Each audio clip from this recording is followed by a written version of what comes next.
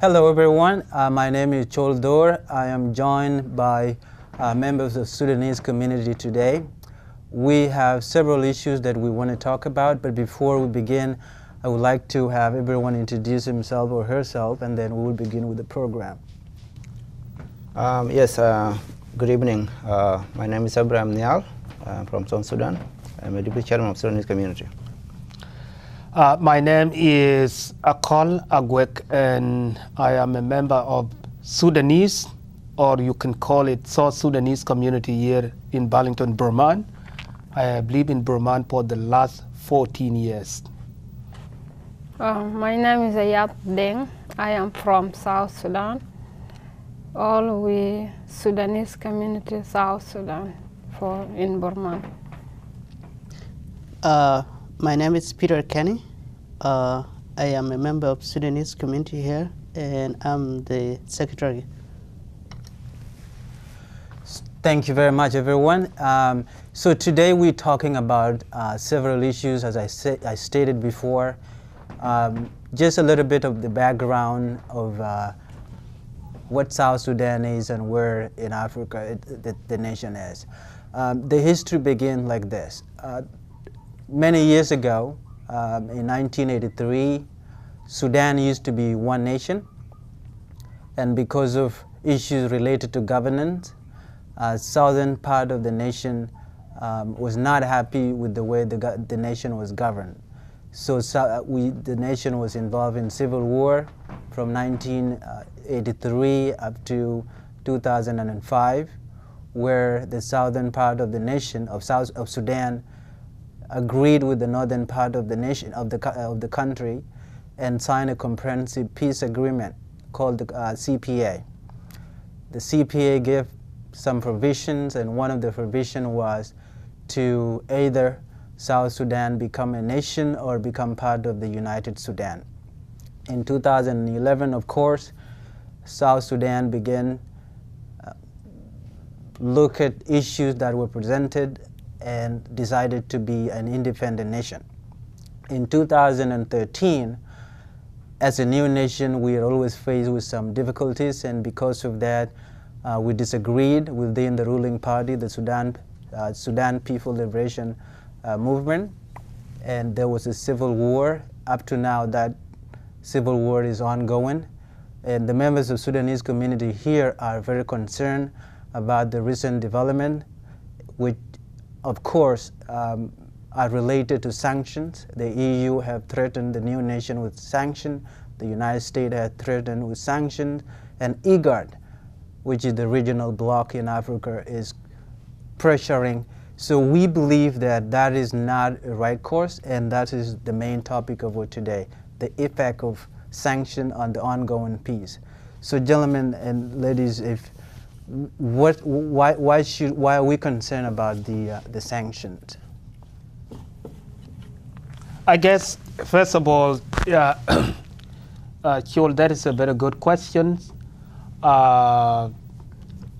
What is very clear at this point is the United Nations has already passed sanctions against what they call individual who will block the progress to peace. And for starters, again, the civil war that is happening right now in South Sudan is between the president of South Sudan and his former vice president, who disagreed with him, and as a result of violence, it resulted in civil war. And so the former vice president went to Bush, of course, and formed his own rebel group, which is now fighting the government.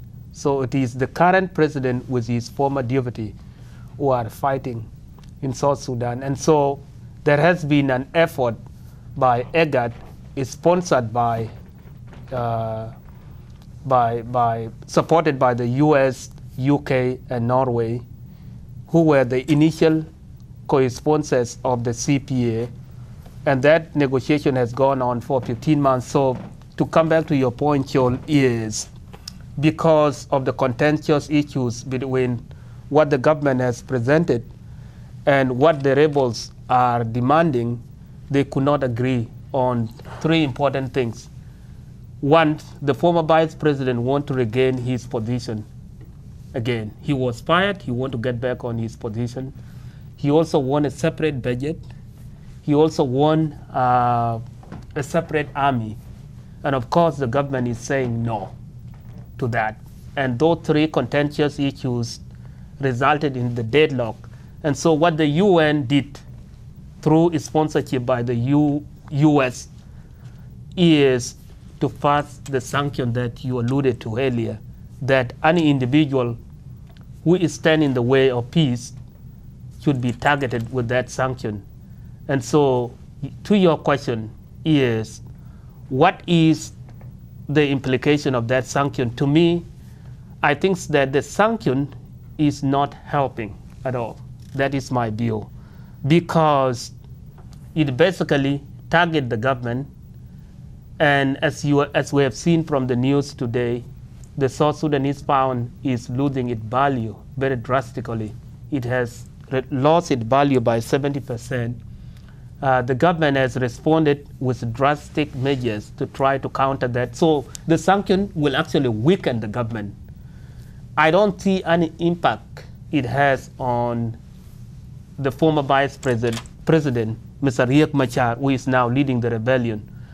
They will continue to demand what they want, which is separate army, separate budget, and regain his former positions, as long as sanction only weaken the government. So in my view, it will not help at all. I think it will reward the rebels than it would the government. So that's my implication. It will weaken the economy.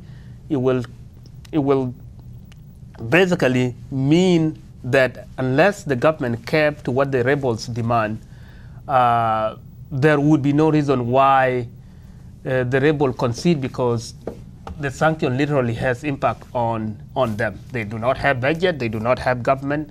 Apparently, they are living in the hotels in Addis Ababa and Kenya. So I don't see any impact at all on the rebellion. So that's my concern. I think that the U.S.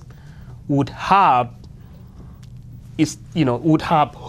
held up from imposing sanctions and try to coerce these two parties to agree on the issues that they haven't agreed on yet. So that is my concern.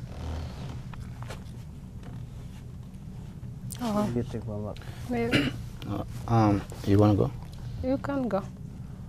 My message to all the African leaders, to all leaders of the world, why we have in Sudan, seeing Chol told you before that what was happened since 1983 to 2005, we become to be our nation.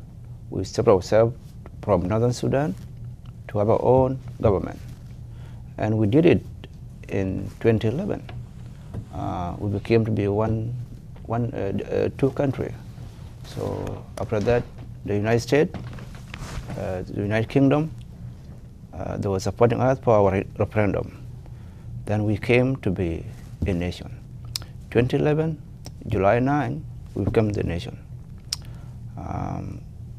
After that, there's in political, there's disagreement.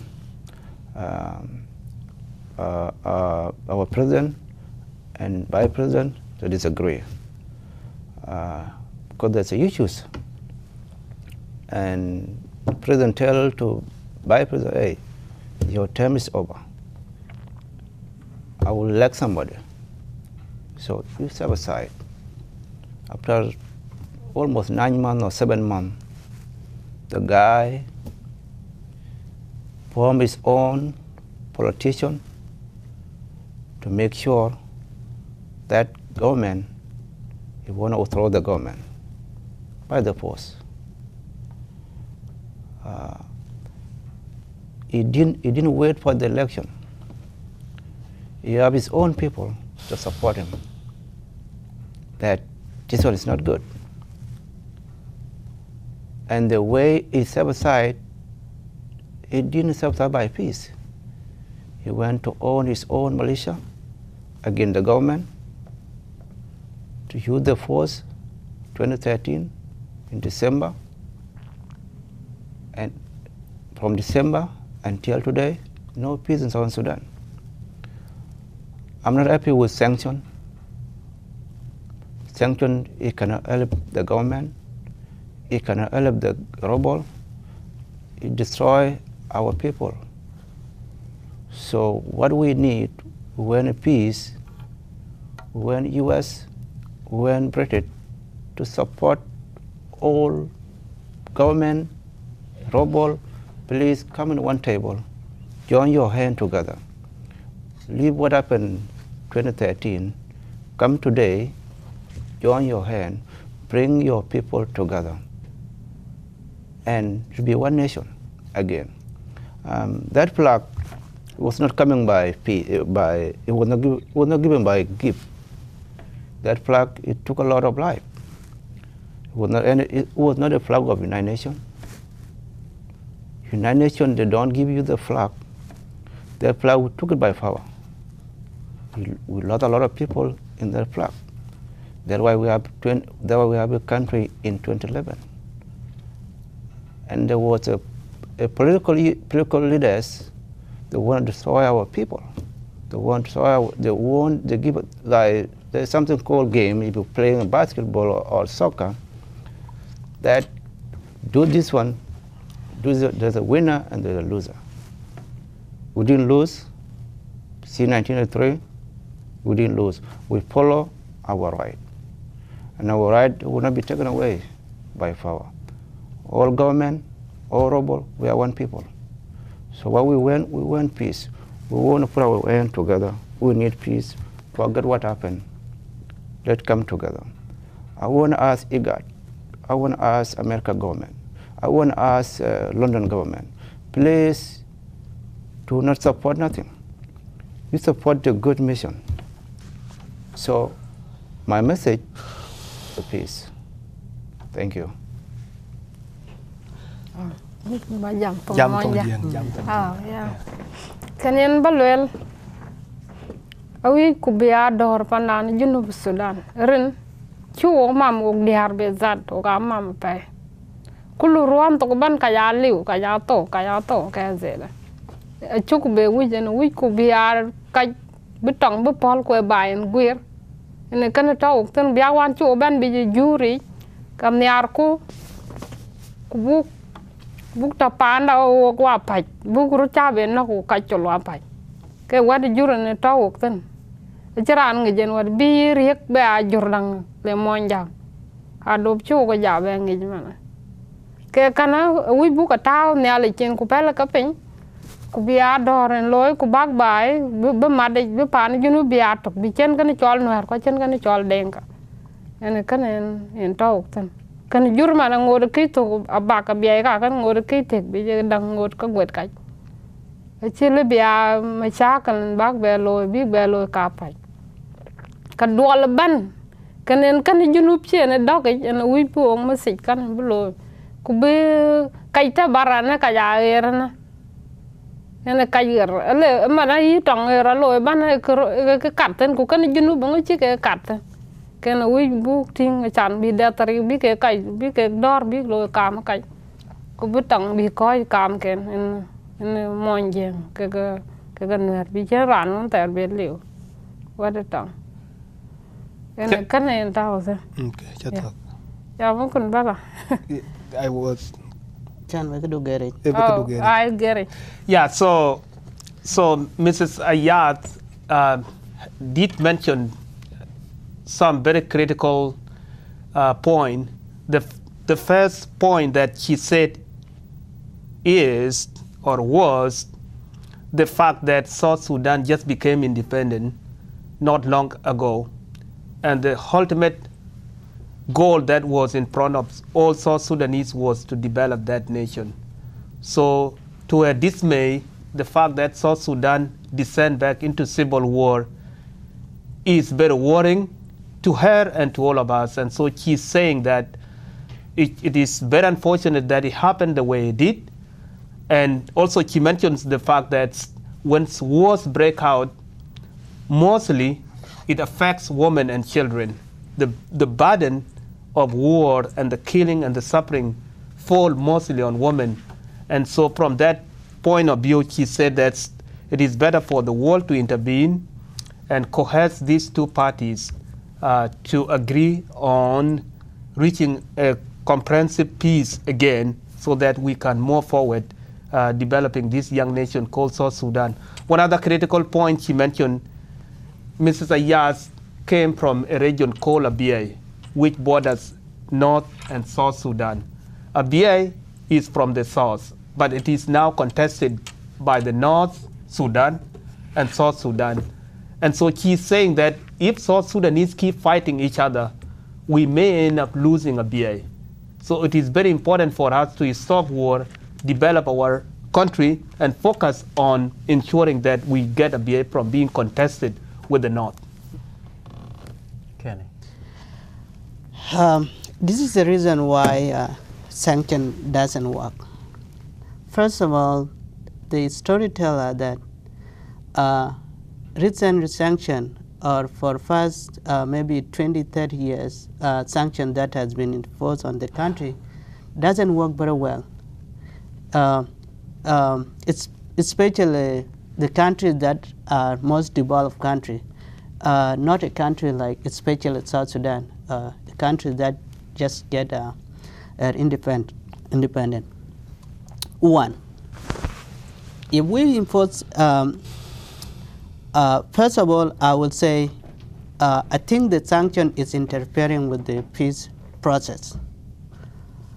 Why? First of all, it gives the rebel a chance to at least put out the demands that are not feasible to both parties. If you look at it, when the sanction was announced, the rebels were demanding two separate armies with a budget, and the vice president, the former leader, won his position with executive powers and say that the president is going to be just a ceremonial head of the state. So those demands are unfeasible. Nobody will actually take them, regardless of what. I would urge my country, the United States. That's where I consider myself, even if I'm from South Sudan. What they can do is did what the Bush administration did before. Try at least involve a high level committee to at least get connected with the government of South Sudan. That way they can find a feasible means to work out the peace deal. Another issue is the world need to look at this. South Sudan has been having since we pick up the arms against Sudan government. There has been an issue of rewarding the rebellions. And that's not at all, that's not the way we should encourage a young nation like South Sudan to work that way. No country around this world has ever rewarded the rebellion. If we keep rewarding the rebellion, South Sudan is a multi-tribe or ethnic nation. We have 64 tribes. Each time a person from each tribe is not unhappy with the government, they will pick up the arm and will demand a rewarding. So I would say, please, the UN Security Council, the IGAD, the Torika, and the United States, please try to get involved and avoid sanction. Because sanction if we said anybody within the government of South Sudan, if they are sanctioned, first of all, it's not going to have an impact on them. The impact will be on people of South Sudan. For example, my colleague just mentioned a little while ago, when the sanction was announced, the economic of South Sudan is going down. And those people, let's say the government or the rebel leaders, they don't have any problem. They are not going to face an obstacle. But the ordinary people are going to face the obstacle. I believe sanction is not going to help the situation at all. It will escalate the problem, and it will give people the power that, around the world there has been this ideology when people say, West is trying to oppress people, is trying to oppress people, its government. That idea is growing within the people. For South Sudan, if that happens, they might look at it this way. They might think maybe this is what happening. The U.S. or the UN or whatever other parties that are involved are not helping South Sudan. So sanction at all is not helping the situation, but escalate the situation. And I think that's why the sanction is not the good way to go. So having said that, some of the reason why the South Sudanese community here are very concerned is to urge the UN and any other powerful bloc in this process to slow down and focus on more diplomatic and more engagement, because this is about a young nation, and if you put in a lot of sanction on a young state like ours that survive mainly on oil, which is the main lifeline of our economy, if you put a lot of sanction in such a fragile economy, it will push it off toward a more disaster. So we are urging the community, the international community, for example, to focus on engaging the two sides. And having said that, should the international community, the UN, the EU, talk a little bit more on the rebel to reconsider their position, or should the government continue to give concession to make peace process? Because I think that the government is committed.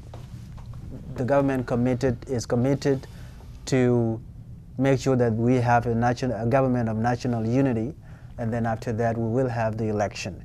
Should the sanction be slowed down, and if that is the case, should the focus now be on the rebel to reconsider their position, or should the government continue to give concession on the demand and how they look at the peace process? Yeah, yes, it's a good question, Chol. I think she raised a very important question. First of all, yes. First, for a starters, by the way, the leader of the rebellion today was removed from his position by the current president, plus a number of individuals. And so the fact that the government is today trying to put him back into his former position that he lost as a result of the president having lost confidence in him is a huge concession, Chol. So I agree with you there. But the biggest question again is how could sanction be worse? And I think that it could be worse because right now there is no indication that the oil in South Sudan will be cut off from the world market. But if it does, then I think all of us here would agree that 98% of government revenue will be gone. And I don't think there would be a government that operates without a budget. So it could be worse. And I don't think that the international community need to go there. So the question, Chol, and to all of us is, given what we think we know about the fact that the government is conceding, why is international community not focusing on coercing the rebels to concede? What is preventing them from doing that is what I don't know. And that should be the focus of my advice is to probably tell people who might be in a position to act at a higher policy level on South Sudan to think about the fact that the former vice president is a rebel and no nation reward its rebel. So they should consider, I agree with you, that they should consider at least advising rebels to accept what has been given to them at this point. I think they have been, if the former vice president is getting his position back, if the members of his rebel movement are going to be in the government, that is already a huge concession, and I think that they should take it. Yeah, for me, I didn't agree with EU or United States. How do you become a rebel 2 times and we support it? You will say you make the law. So I'm disagree. So rebel, you take the arm, 1991. He took the arm again, the same guy. And the world support him. How doesn't work? If Obama and Joe Biden disagree, do you think Joe Biden took the arm? No, they won't took the arm. They will say, hey, sir, your chance is over. Another guy will come. Why they don't do that? Why they support it?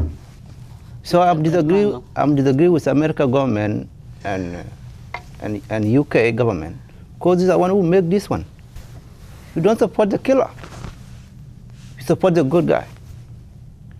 See 1962 or 1955 to 1956 to 1972 to 1983 to 2005 to 2005.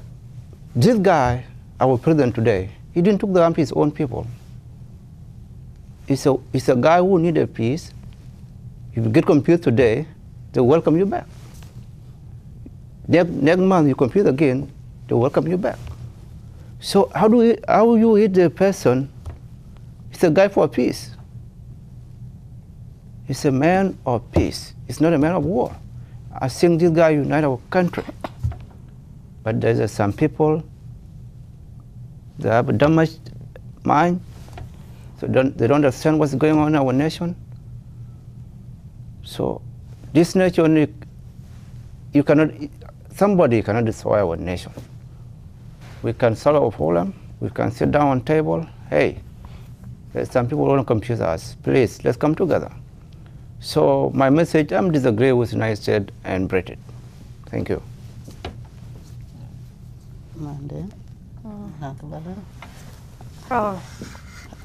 Yena wele chet ka cha ka tol no we mana ka bu loy base nyalin bu ga do ka le jarin ben ka ya to kai piol go ko yunu Sudan bi nyali loy be realde lana talge atte mi jong raj man ci loy ke baden be bi nyali ke dor ba de choy inshallah be riam nyali ko nyali bu to ka ke ko bu to ka wong na yole ku be riam nyali ka ke bana betaw nyali chen lana nyali ne dit kam kreej ban ne chak pin nyal pan junu ba mam kwa bu long ba den yom den chen nyali in che tek ke gen bi ke long ka dien wel chen ka le bu le pa ba se doran wi ku pana ne junu bi ga to gen junu pi cha tek cha wi bin hara pa ko mo nyang pa ka loy ra dar che ra le bi ra loy lui wi ga to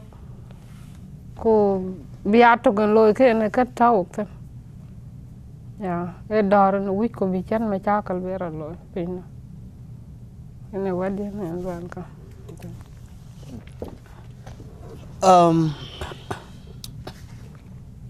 For the sake of peace, as I said before, the idea of rewarding the rebellions is a problem. If I had to advise both government and rebel today, I would have tell the rebel leader, come back to the government. You're not getting any position. If you had to take someone to court, that's where problems are settled. But since it has become a rebellion, and that chance has already been missed, I would say, rebel, the government has already did their part. They have conceded their position. You have to let the rest of the men go. And I will still say,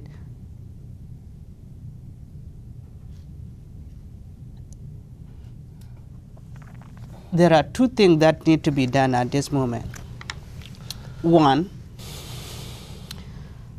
the peace has to be reset again, to be negotiated.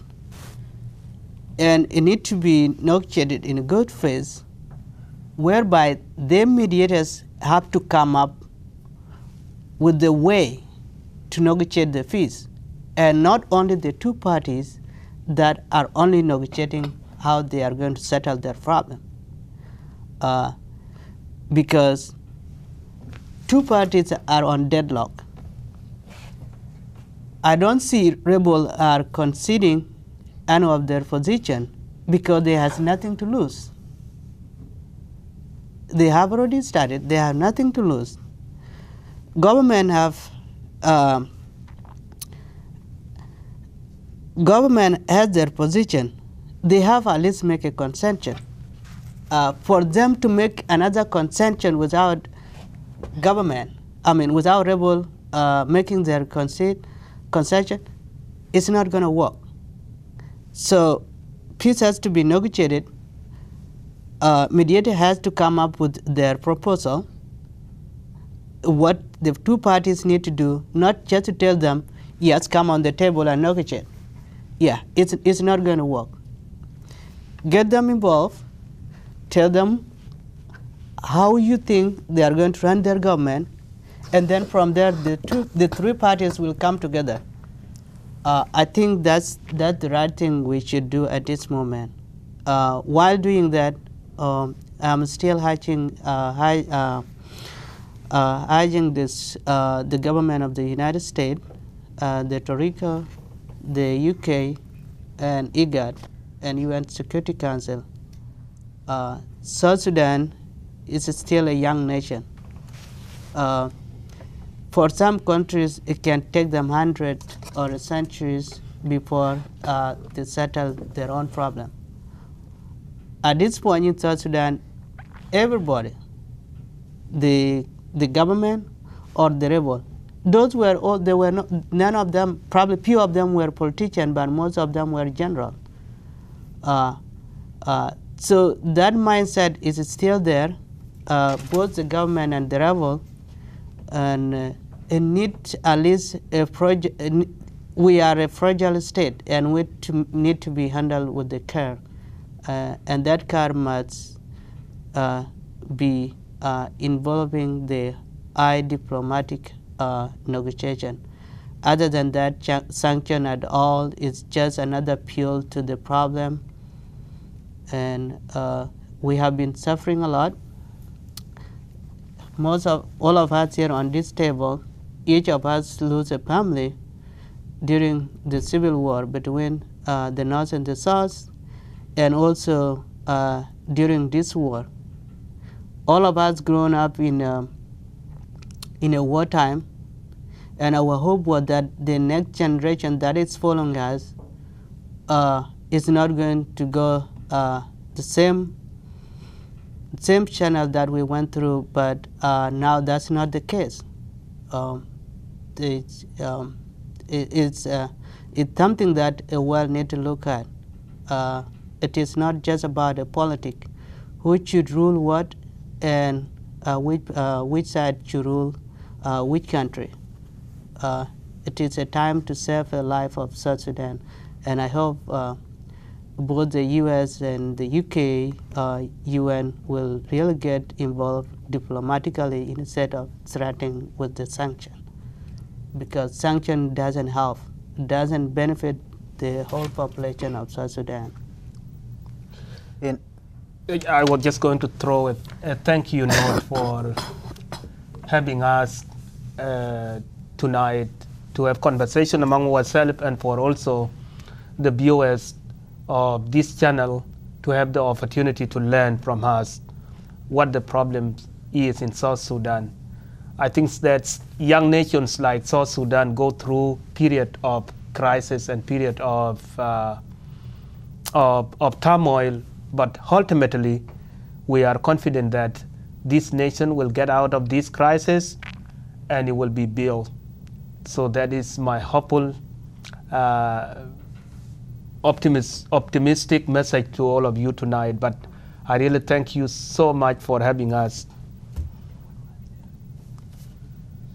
So as you remember, in 2014, the United States and EU sanctioned 2 generals in the military, and up to now is one of the reasons why we're saying that sanctions against South Sudan or anybody who is determined to make sure that peace does not come to South Sudan is not going to work.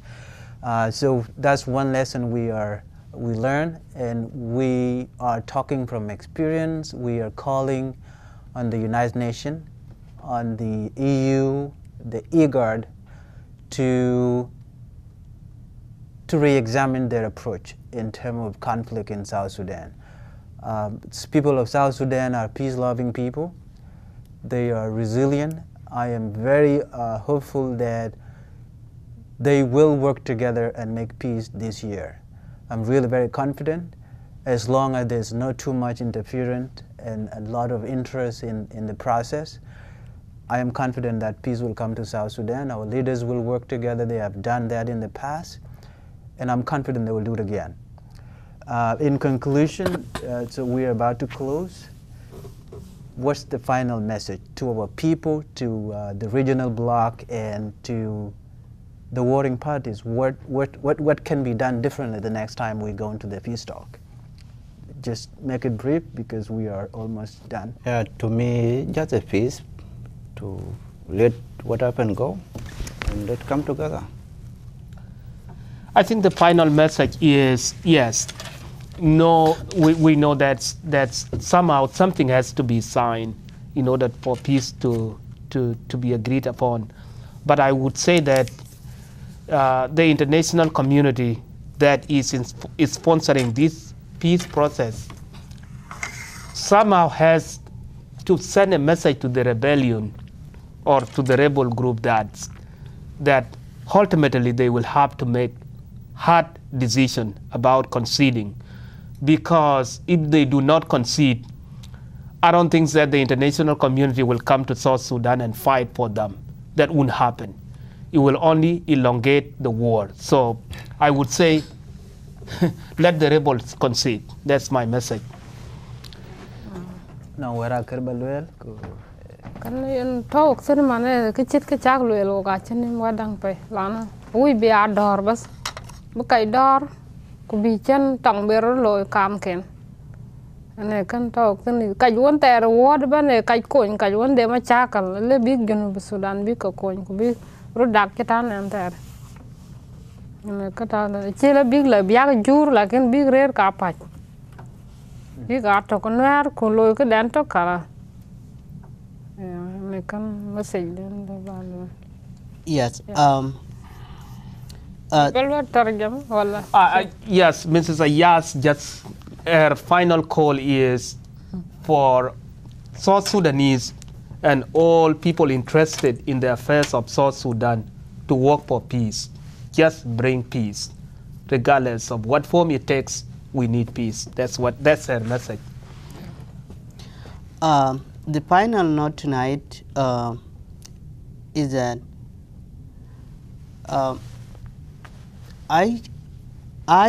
I'm really insisting in this idea that UN, IGAD, US, and UK, Torika, they at least have to look this South Sudan problem differently. It's okay, all of us in South Sudan, we need peace. And what we need is not just a peace. It's not for the sake of peace, but a just peace, a justified peace. They have to at least negotiate the peace and make sure those who actually this atrocity was during this time has to be brought to justice. Rewarding rebellion is a problem. It's a problem. They have to look at it. We African, we have this mindset. When you are not happy with your government, you pick up whatever you want, kill many people as much as you want, so you can get whatever you want in the name of democracy. And that's not really a democracy.